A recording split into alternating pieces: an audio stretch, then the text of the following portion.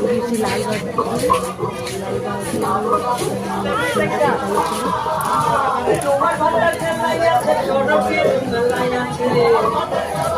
লাল বাহাদুর নিতে যাই। এখানে একটা ভিড় হয়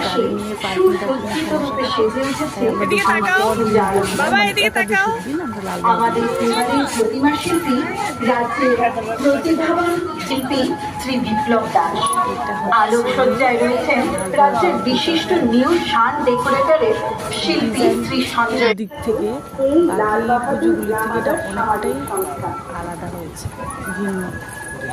আমার কাছে পুরো আগরতলার মোটামুটি সবগুলি প্যান্ডেল আমি বুকিং করেছি। এর মধ্যে বেস্ট লেগেছে আমাদের ভিআইপি রুট এয়ারপোর্ট, যেটা নাকি আমাদের একদম বাড়ির কাছে কোঅপারেটিভের পুজোটা।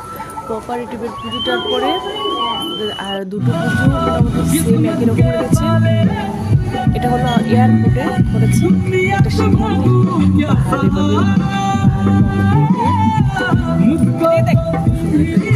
আমার সব থেকে যাই হোক আমি বলছি সব থেকে বেস্ট লেগেছে কোঅপারেটিভের পুজোটা। কোঅপারেটিভের পুজোটার পরে লেগেছে গোর্খা বস্তির যে পুজোটা, এটা লেগেছে গোর্খা বস্তি আর শিবনগর মডার্ন ক্লাব আর লাল বাহাদুর। আর বাকি পুজোগুলো ঠিক আছে, লাইটের ঠিক আছে, কিন্তু একটু এক্সট্রা অর্ডিনারির মধ্যে এই চারটা পুজো যে ভালো লেগেছে। আর পাঁচটা যদি বলতে যাই তাহলে এয়ারপোর্টের যে এই পাহাড় ঘুরিয়ে পেঁচিয়ে পাহাড়টা তারপর মন্দির পুজোটা হয়েছে ওটা ভালো লেগেছে। এটা আমার বাবার বাড়ির কালী মন্দিরের পুজো। আমি অষ্টমীতে সকালবেলায় বাবার বাড়িতে কাঠালিয়া চলে গিয়েছি, আর এটা দশমী দিন দশমী যাত্রা করছিলাম আমি আমার মেয়ে মিলে। আমার মা দশমী যাত্রা করতে পারেনি, কারণ আমার বাবার বাড়িতে অসুখ ছিল। এটা হলো